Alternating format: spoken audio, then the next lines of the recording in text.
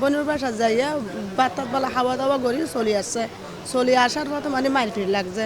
ওর মা চাকরি করে, ওর মা মানে চাকরি গেছে, খনিকে ছিল না, আমি ওর আন্টি, আমি বাসায় ছিলাম, ওর বাবাও ছিল না, গাড়ির জন্য গেছে। তারপরে তো ওই আমরা তো জানি না, আমরা কি গুলাগুলি করতেছে আমরা মানে ফাঁসাফাঁসি, ওরা হদ্দুর দূরে, আমরা হদ্দুর দূরে, এমনি মানুষের তো মানে শুনতেছি আমরা।